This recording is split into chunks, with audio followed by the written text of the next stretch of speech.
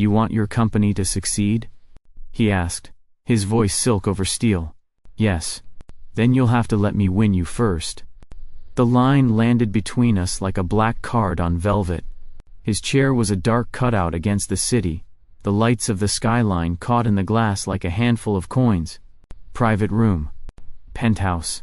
Panoramic windows. Soft gold lamps. The faint, expensive breath of whiskey and citrus peel.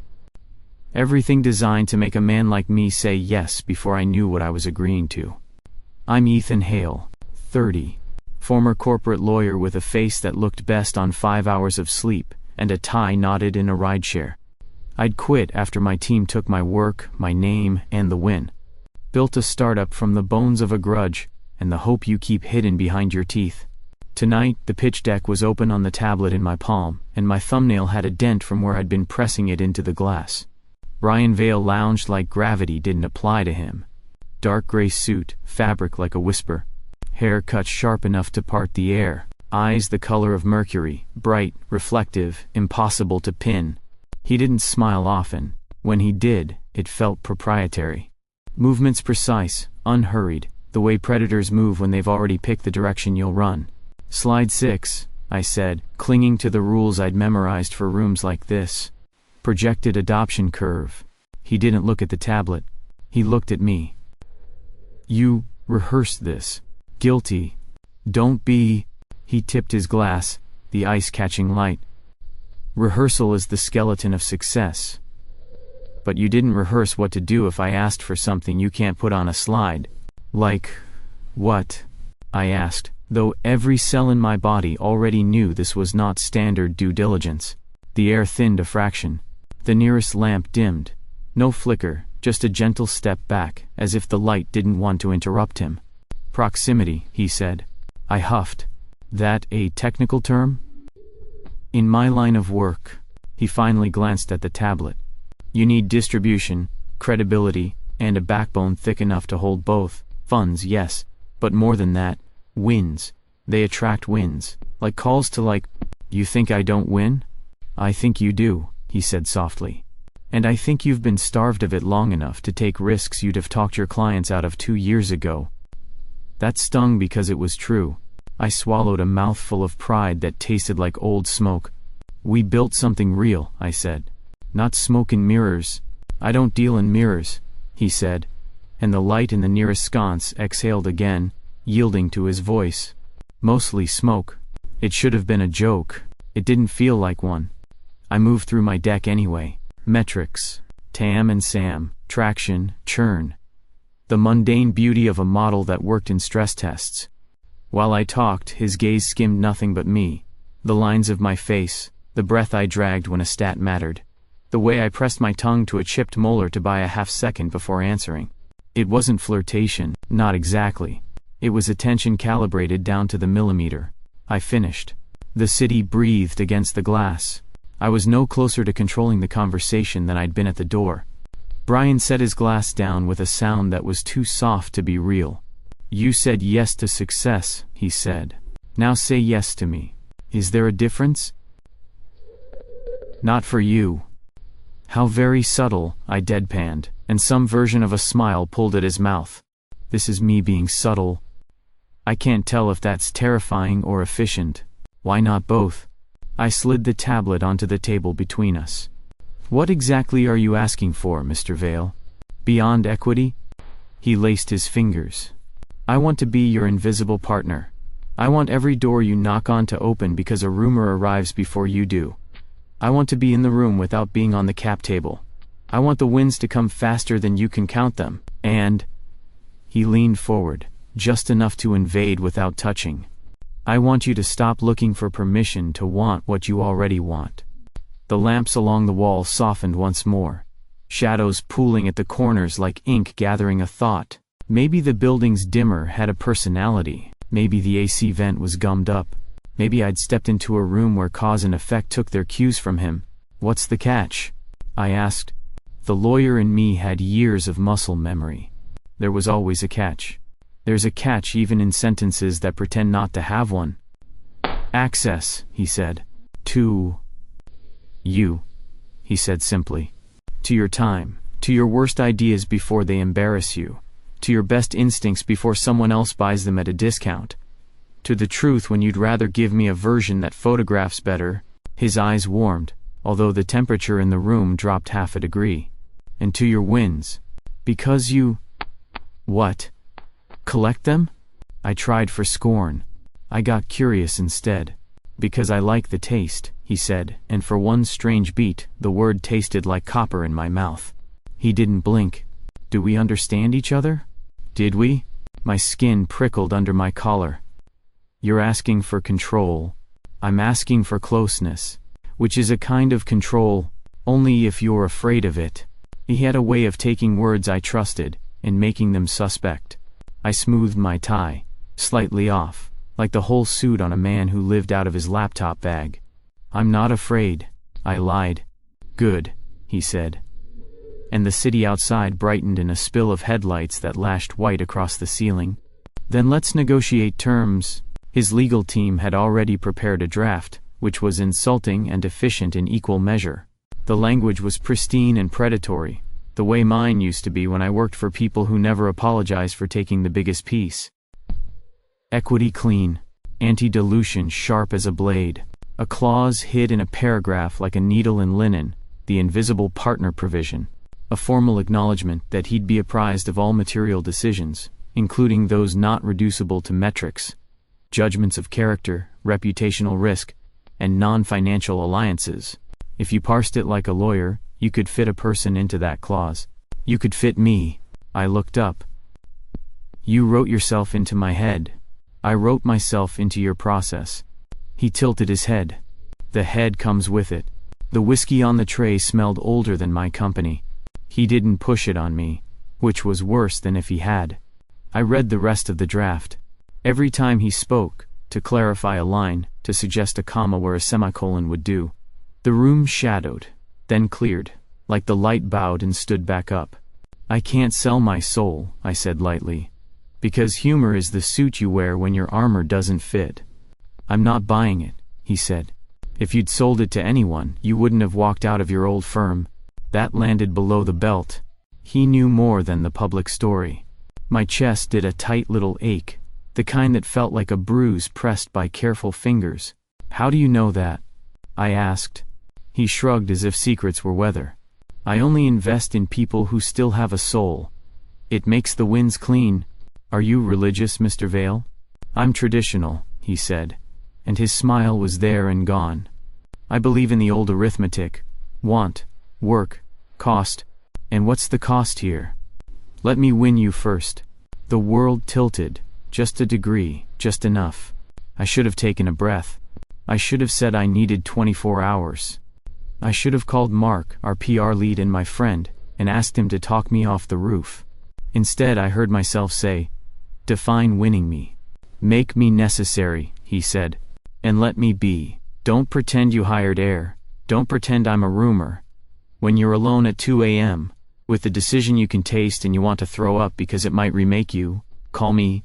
That's dramatic. So are you." I thought of the faces at my old firm when the verdict came down that should have been mine. I thought of the way my hands shook the night I resigned, and the tremor went away, only when I started coding through dawn. I thought of the app, the users, the tiny hard-won metrics that proved I wasn't crazy. I thought of all the doors I needed to open, and the keys I didn't have. Fine, I said quietly. But I have terms. He sat back, an approving flicker in the mercury. Say them. No public association without my sign-off. You don't get to control the story.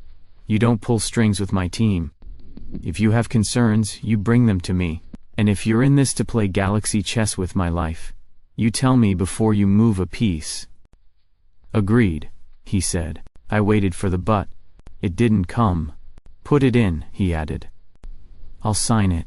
You're very confident, I said, opening the editing pane. I'm accurate, he said, and the lamp beside us dimmed, just a fraction, like it nodded. We worked 10 minutes shoulder to shoulder, my pen tapping, his finger drawing a clean line through a clause that gave him too much rope, then adding a tighter one that still bound me in ways I couldn't quite name. His sleeve brushed my wrist once. A current ran under my skin so small I could have pretended it was nothing. I didn't. When it was done, he turned the pages toward me. The pen slid across the paper, heavy in a way that wasn't about weight. My signature came out steadier than I felt. He signed after me. No flourish. Just the inevitability of ink. "Congratulations," he said. And this time when he smiled, it warmed. "You just made the smartest mistake of your life." "Is that the sales pitch?" "That's the warning." He stood. The room adjusted. The shadows folded themselves away from his shoulders like well-trained birds. He held out his hand. I took it. His grip was exactly right. Firm, not crushing, skin warm. Something unseen hummed behind my ribs. A wire drawn taut. "This will work," he said, near enough that his voice could have been a thought. "Let me know when you're ready for it to work faster." My heart thudded once, hard. "And if I'm not? Then you'll learn to be—" He released my hand, and the expensive smell of whiskey seemed to inhale with him. "Good night, Ethan." When the door closed, the lights brightened to their previous setting as if the room exhaled. I stared at the pages I'd signed until the signatures blurred. I should have felt relief. Funding secured, runway extended, future rethreaded. Instead, I felt the thin, precise pressure of a chess clock starting. I had not just taken on an investor. I had let an animal into the room and locked the door from the inside. The smell of fresh coffee and ozone from overworked monitors clung to the air in the co-working space. Glass partitions boxed in teams hunched over laptops, their faces lit in blues and whites. Outside our little startup's cluster of desks, the hum of keyboards was a constant background pulse. I sat at the end table with a copy of the contract Brian's team had sent after our meeting. The printout looked innocuous enough, just black ink on white paper, bound with a neat clip. But the clauses might as well have been chains if you read them the wrong way. I was looking for the wrong way. I found it on page 7, paragraph 4, the invisible partner provision. The language was careful, non-invasive on the surface, but threaded with silk ropes I could already feel tightening. Investor shall be apprised of all material decisions, including those of a non-financial nature, impacting company trajectory, reputational stance, and internal alliances. Translated, Brian Vale gets to know everything. Not just revenue numbers. Not just staffing choices. If I decided to date someone from the team, take a public stance, or make a handshake promise at a conference, he was entitled to be in the loop. I sat back, tapping the page with my pen. "Invisible partner," I muttered under my breath. "More like invisible warden. That's uncharitable," came a voice from behind me. I didn't turn right away. Only one person I knew could make the word uncharitable sound like a compliment and a challenge at the same time. "Brian," I said, still staring at the clause. "Do you make a habit of sneaking up on people who are reading the fine print?" "It's not sneaking when you have a keycard," he said, stepping into view. His suit today was charcoal, the tie a dark green that caught the light like a blade of glass. He smelled faintly of rain on metal, something cool, charged. "You're not supposed to be in here without—" I stopped myself, remembering the clause. "Right. You've written yourself into the guest list." His mouth curved slightly. "Not a guest, Ethan. A partner. A silent one, most days."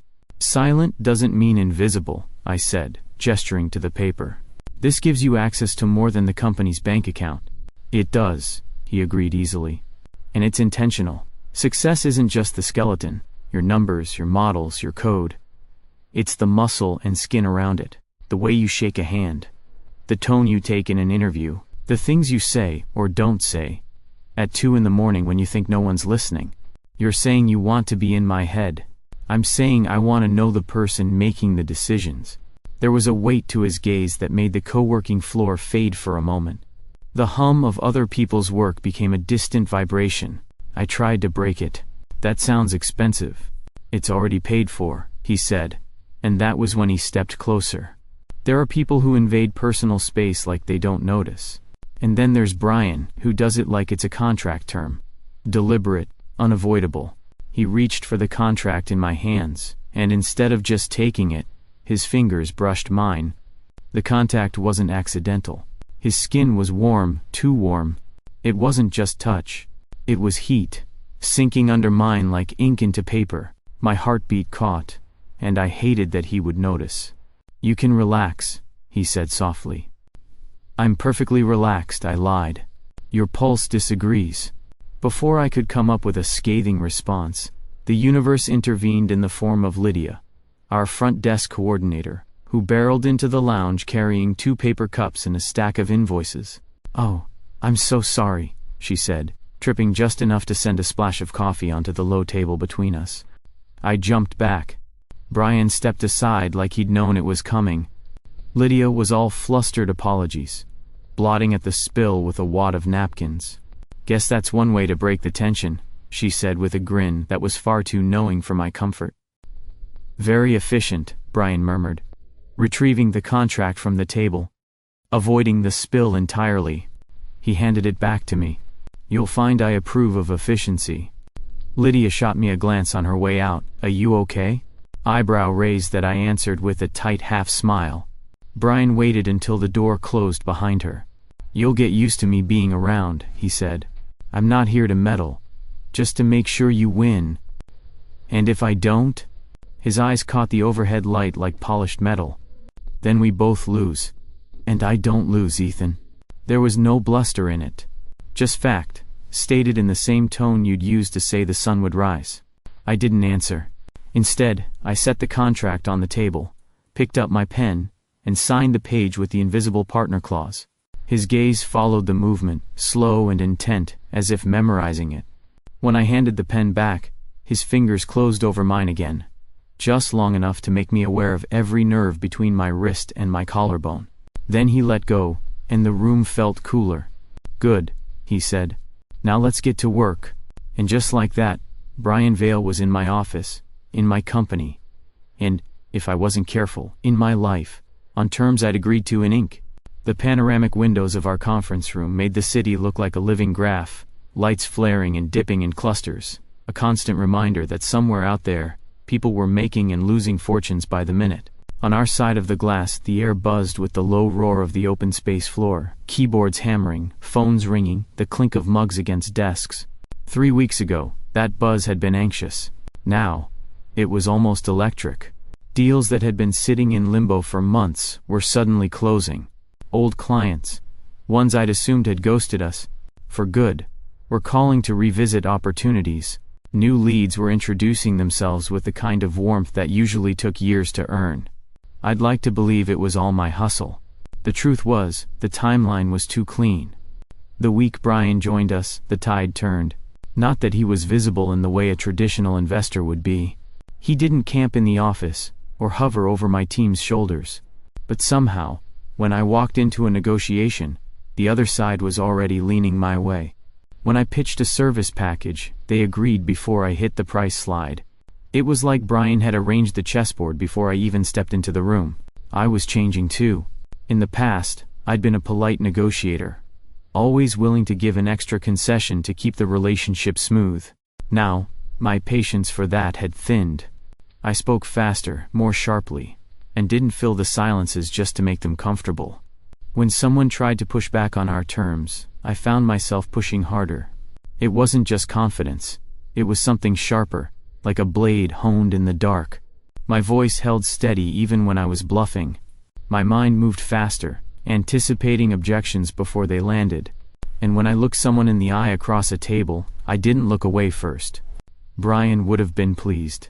"Wow," Mark said from the corner of the conference room, leaning back in one of the rolling chairs with his arms crossed. "Listen to you. You're practically scary now." "Scary sells," I said, closing my laptop. Mark was our PR director and had been my friend since long before the startup was more than a half-baked idea over beers. His skill was getting our name into rooms we couldn't afford to be in, and his other skill was reading me a little too well.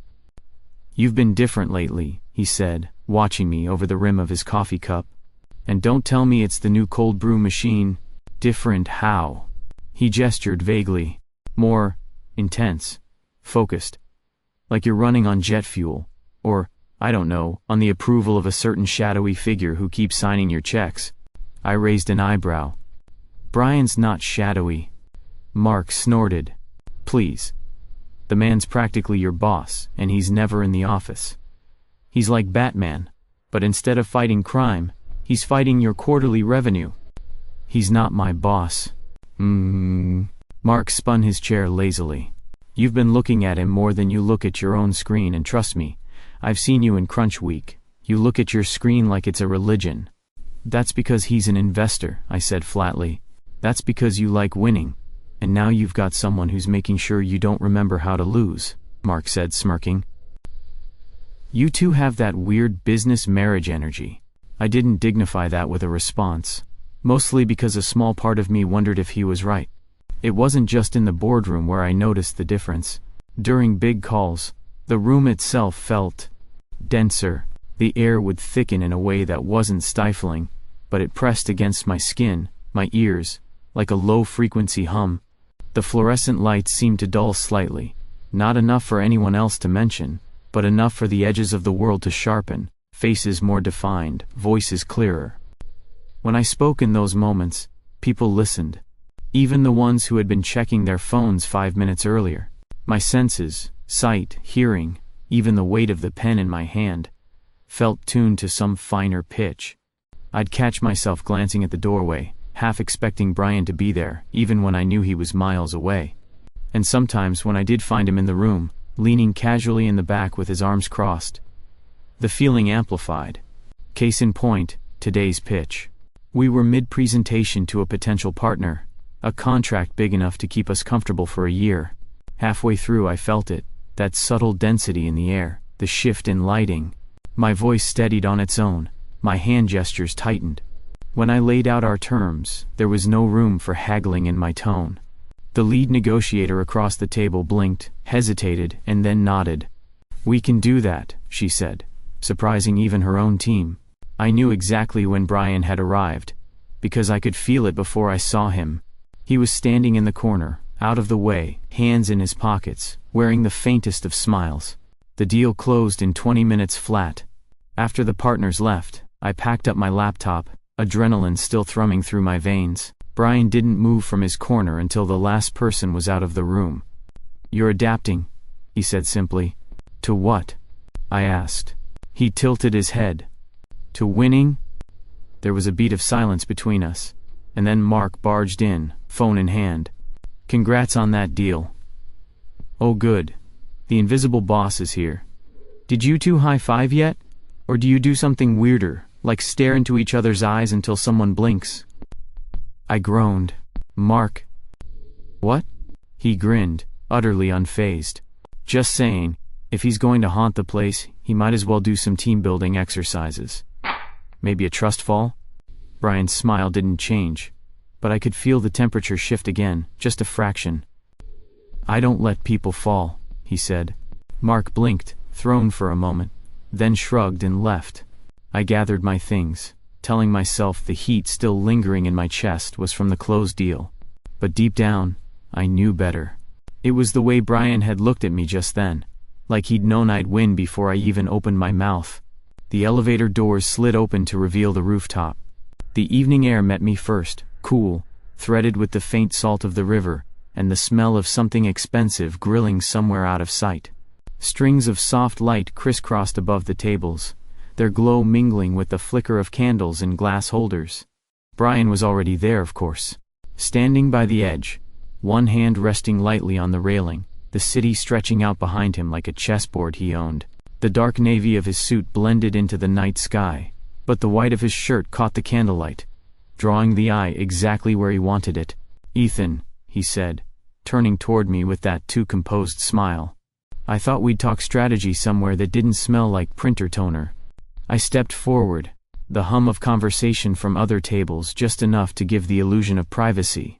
This is a lot for a strategy meeting. I prefer to set the stage, he said, gesturing to the table he'd chosen.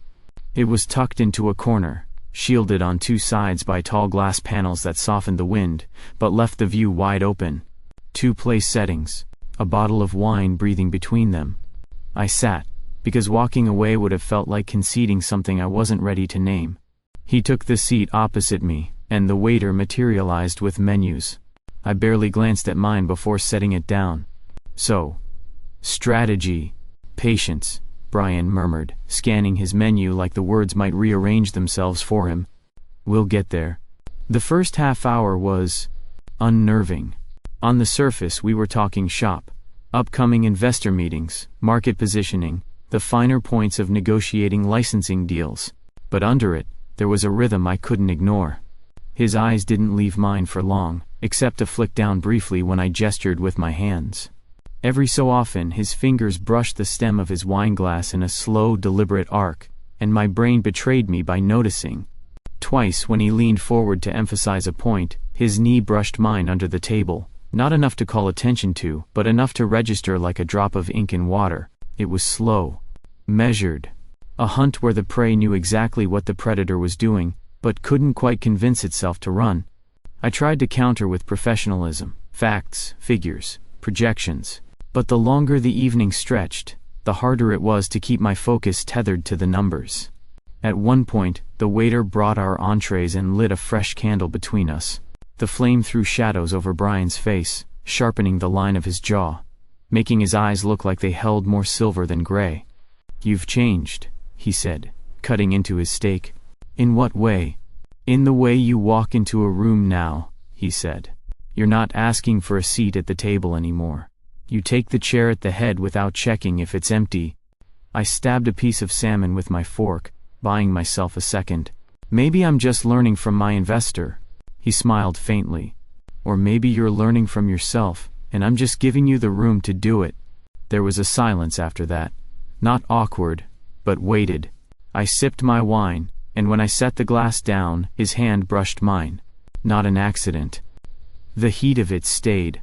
I told myself it was just contact, nothing more. That people touched in restaurants all the time, passing bread, clinking glasses. But my pulse didn't buy it. We moved on to lighter topics. Mark's latest PR stunt, a bizarre pitch email we'd both received from a would-be visionary offering us 10% of a non-existent company. I found myself laughing, more than I expected. And then, just when I thought we'd coast through the rest of the evening in this strange charged détente, Brian leaned forward. The candlelight caught on the fine lines at the corner of his eyes, lines you'd only see if you were too close. "Ethan," he said softly, "you're thinking too much." "I'm thinking the appropriate amount for a dinner meeting," I replied, aiming for lightness, but my voice came out lower than I intended. "Not for this meeting." Before I could ask what he meant, he closed the distance. One moment, there was air between us. The next there was the faintest press of his mouth against mine, warm, certain, the taste of wine and something sharper underneath. For a split second, I froze. I didn't kiss back. I didn't pull away. My brain lit up with a chaotic mix of reactions. The legal part of me cataloging all the reasons this was a terrible idea. The human part of me reeling from the fact that I hadn't shut it down instantly. When he pulled back, it was only far enough to watch my face. "Interesting," he murmured. I set my fork down carefully, because my hands didn't feel entirely steady. "That wasn't in the contract." "Neither was you," he said, as if that explained anything. I should have told him it wouldn't happen again. I should have stood, made a polite excuse, and left. Instead, I picked up my wine glass and took another sip, trying not to think about the fact that my lips still tingled. We finished the meal with the pretense of normalcy, more talk about upcoming meetings, another round of that annoyingly good bread. But beneath it, the air between us had shifted. On the ride down in the elevator, I caught our reflection in the mirrored walls. We didn't look like business partners. We looked like something else entirely, and I wasn't sure if that scared me more than it intrigued me. When the doors opened, Brian stepped out first, glancing over his shoulder with the ghost of a smile. "I'll see you at the office, Ethan." I stayed inside a beat longer than I needed to, watching the doors close. My heart was still in my throat, my mind still arguing with itself. The most unsettling part? Somewhere under the irritation, under the shock, was a spark of dangerous interest, one I wasn't ready to name. The day started in the office with the kind of weather that made the city look muted, all grays and silvers. I should have taken it as a warning. By 9 a.m., I was already knee-deep in prep for a conference panel we'd been invited to. Our biggest exposure yet. The plan was to present our growth numbers, pitch a new service module, and ride the wave of interest straight into a week of meetings. I was reviewing slides in the conference room when my phone buzzed. Unknown number. I almost ignored it. But something in the pit of my stomach told me not to. Ethan Hale, I answered. The voice on the other end made my jaw tighten. You're still using the same greeting, said Marcus Delaney, ex-colleague, ex-friend, and the man who'd walked away with my last big win before I quit the law firm. What do you want? Just thought you should know, he said, and I could hear the smirk in his tone. Your pitch is going to sound very familiar to the people I'm meeting this afternoon. My grip on the phone tightened. You stole our model. Stole is such an ugly word. Let's call it parallel development. And I've got a meeting with some of your potential partners. Funny coincidence? The line went dead before I could answer. I stared at my reflection in the black screen for a second too long. The city outside the panoramic windows felt further away than usual.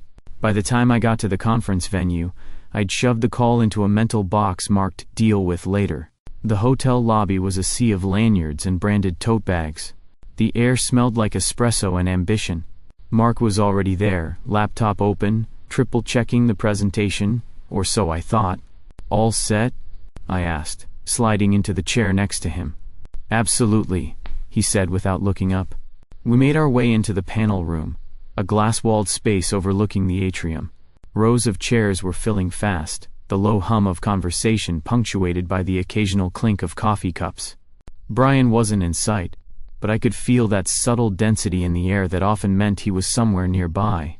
When my turn came, I stepped up to the podium, confidence steadying my voice. I opened the deck on the large screen behind me, and froze. It wasn't our slides. Oh, the template was ours, but the content was a Frankenstein mashup of outdated metrics, random filler text, and images that had nothing to do with our work. One slide even had a stock photo of a golden retriever wearing sunglasses. A ripple of confused laughter ran through the audience. Heat climbed up my neck. I shot a glance toward Mark. He looked up from his phone, his expression unreadable. I improvised, ditched the deck entirely, and spoke from memory, hitting the main points and weaving in recent wins. It wasn't perfect, but I knew how to hold a room. By the time I wrapped, there was polite applause, though the smirks in the front row told me I'd lost some ground. In the hallway afterward, I cornered Mark. What the hell was that? He shoved his hands in his pockets. Relax. No one's going to remember a bad slideshow. That wasn't a mistake, I said. He held my gaze for a moment, then sighed. You're right. It wasn't. I stared at him. Why? Because I'm trying to protect you. His tone was calm, like he thought that would make it sound reasonable. Brian Vale isn't just some rich guy who likes your ideas. He's wrong, Ethan. I can't explain it, but every time he's around you change. You're more aggressive, less you. I took a step closer. So you humiliated me in front of investors to what? Shake me awake? Yes. If that's what it took. My laugh was short, sharp. You don't get to decide who I work with, or who I become. I'm your friend, he said, frustration edging his voice. I'm not going to sit back and watch you get eaten alive. Newsflash, Mark, I'm not asking for your protection. He flinched at the word, but didn't reply. That was when Brian appeared, silent as a shadow, leaning against the doorway. He'd clearly heard enough. Eaten alive, Brian repeated, almost idly. His eyes weren't on me. They were fixed on Mark with a kind of lazy precision that made the hallway feel suddenly smaller. Interesting choice of words. Mark straightened. If you think I'm scared of you, you're not, Brian said, pushing off the wall. Fear is useful. You're inconvenient. Something in the temperature shifted, like the air had been pulled taut. The light from the atrium dimmed a fraction, as though clouds had passed over the glass ceiling, even though it was a clear day outside. Brian's voice was conversational. You sabotaged your own team in a room full of people who make a living on first impressions. That's not loyalty, that's a liability. Mark's jaw clenched. You don't get to decide. I already did. The way he said it made my stomach turn. Not from fear exactly, but from the certainty in his tone. Brian stepped past me, close enough that our shoulders brushed, and left without looking back. I turned to Mark, But whatever I'd been about to say dissolved when I saw the way he was gripping his phone. Knuckles white. That night, the news came in like a storm. Marcus Delaney's parallel development deal? Dead, in the water. His potential partners had pulled out, citing irreconcilable differences that had somehow surfaced within hours of our panel. 2 other competitors, ones we'd been worried about for months, suddenly lost key contracts. No explanation, just gone. I didn't need anyone to tell me how it had happened. The next morning, I found Brian in the office lounge, pouring coffee like he hadn't just rearranged the local industry overnight. "You did this," I said quietly. He glanced at me over the rim of his cup. "Did what?" "Don't play dumb." He set the cup down, meeting my gaze with that unblinking stillness. "I protect what's mine, Ethan. And I don't leave teeth marks where people can see them." "You went after them." "I removed obstacles," he corrected. "Marcus would have bled you out in slow cuts. Mark undermined you in public. Both of them would have cost you more than I'm willing to pay. You didn't have to." "Yes," he interrupted. "I did." The quiet between us was thick. I should have been furious. Part of me was, but another part, smaller, sharper, was relieved. I hated that part. Brian picked up his coffee and moved past me, his shoulder brushing mine just enough to remind me of the rooftop dinner. The press of his mouth, the way he made space feel altered when he was close. "Enjoy the conference wrap-up," he said. "I think you'll find the field less crowded." He didn't wait for my reply. And I didn't stop him. By evening, I put Mark on paid leave and pulled his admin access. He texted, "Let me fix this. I messed up." I didn't answer. But I didn't fire him either. The office was almost unrecognizable at night. The open floor, usually humming with voices and ringing phones, was now a still ocean of empty desks and powered-down screens. Outside the panoramic windows, the city was cloaked in shadow, its lights blurred by the rain streaking down the glass. In the distance, thunder rolled, a slow, deliberate sound that seemed to linger just a second too long. I'd stayed late to work through the post-conference chaos, but Brian was still here too. He leaned against the edge of my desk as if he owned it, the dim overhead lights casting sharp lines across his face. "You've been quiet," he said. "I've been busy." My voice was sharper than I intended. He studied me for a moment, then pushed away from the desk and crossed the room toward the windows. Lightning flickered outside, lighting the glass for a heartbeat. He didn't turn around when he spoke again. "You're wondering how I did it."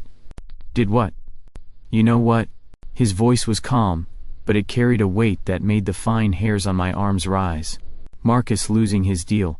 Your competitors bleeding contracts overnight. That's not luck. And you're too smart to think it is." I didn't answer. Brian finally turned, his gaze locking on mine. "You've been circling the truth since the moment we met. Maybe it's time you saw it." Something in the air shifted, subtle but undeniable. The soft hum of the building's systems seemed to fade, replaced by a low vibration I felt more than heard. The overhead lights dimmed, as if someone had brushed a hand over them, and the shadows along the walls deepened. His voice, when it came again, was different, lower, richer, like a chord struck on some instrument I didn't know existed. "I'm not just an investor, Ethan. I'm a demon." I actually laughed. Too loud, too quick. "Right. And I'm the Easter Bunny." But the laugh died in my throat when he stepped closer. His eyes weren't just gray anymore. Silver threaded with something darker, shifting like storm clouds. "I'm a demon of ambition," he continued, as if he hadn't heard me. "I feed on victories, on the moment the scales tip in your favor, on the heat in your chest when you know you've won." Another crack of thunder shook the glass. "And the deals? The wins? That's you?" I asked, forcing my voice to stay steady. "I don't make victories from nothing," Brian said. "I find someone who can win, and I make them more, faster, sharper.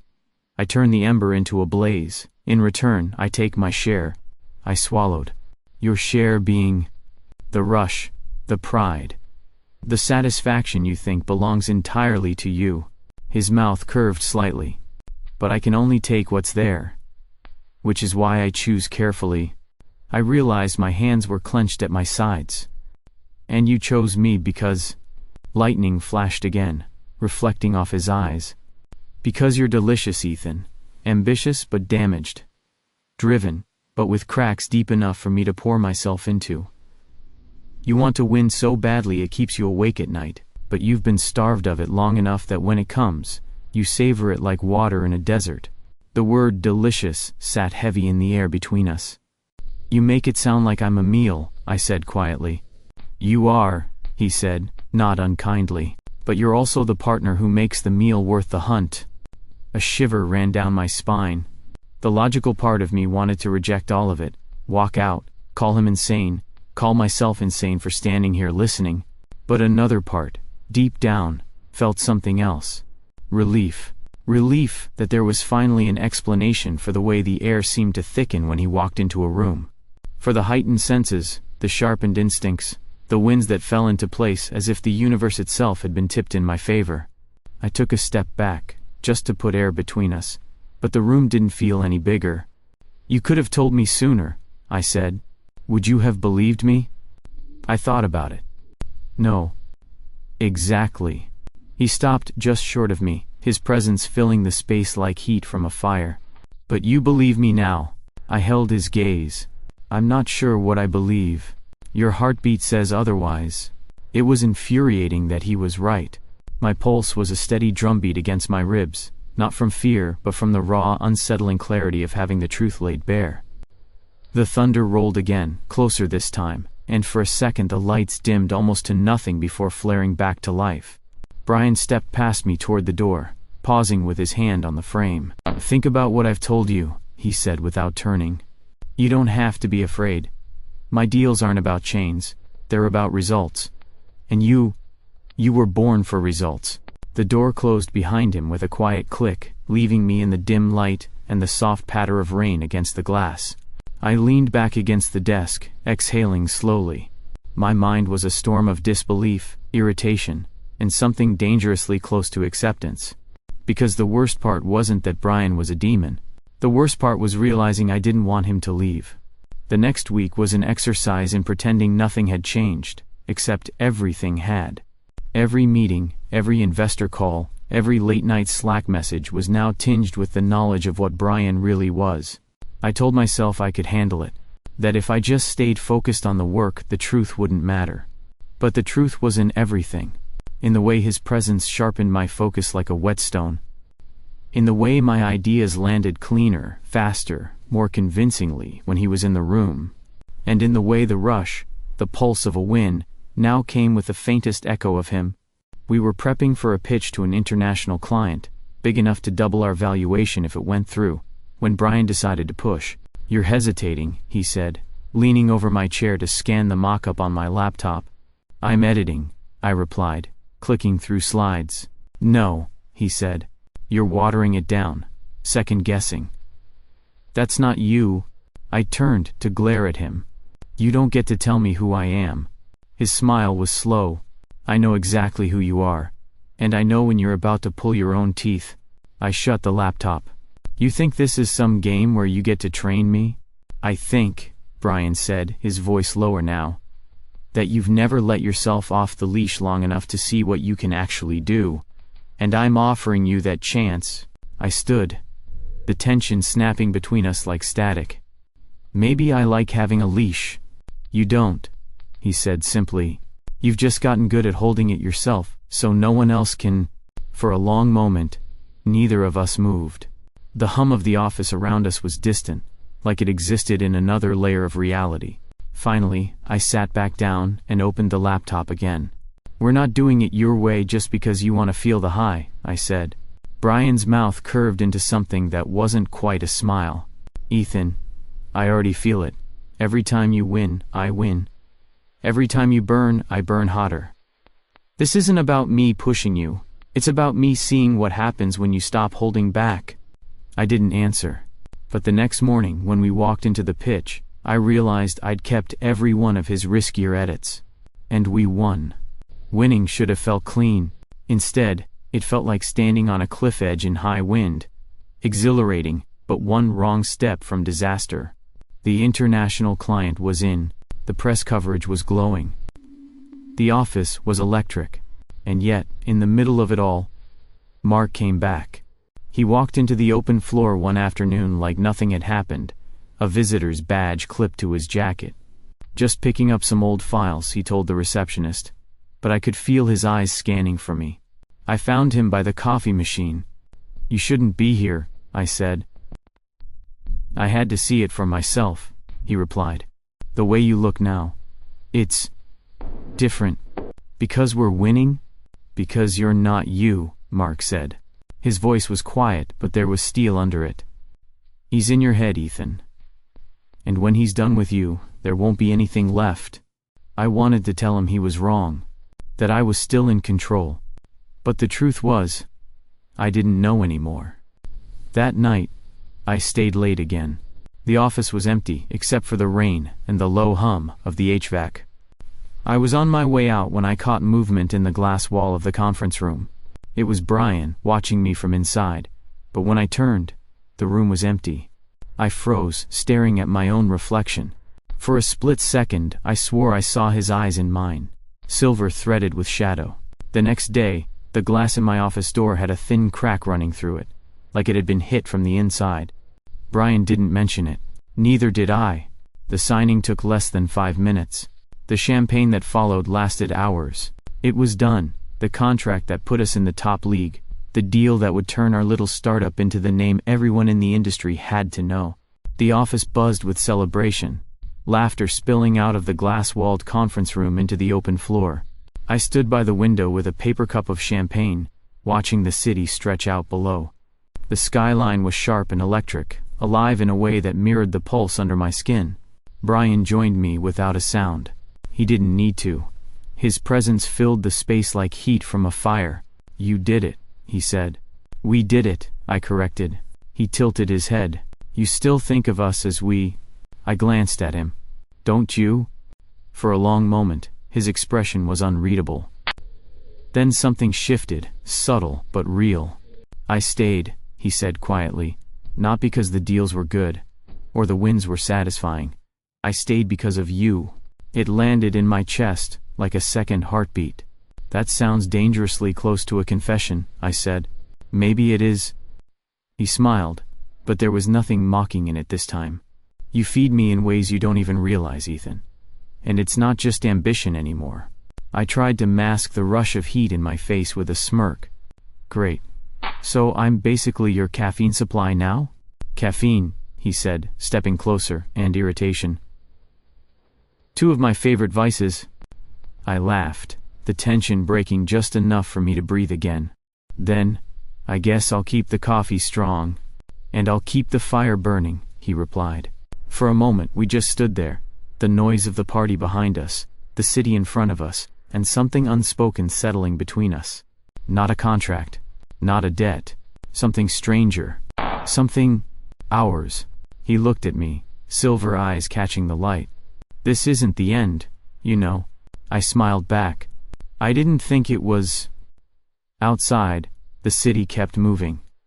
Inside, so did we.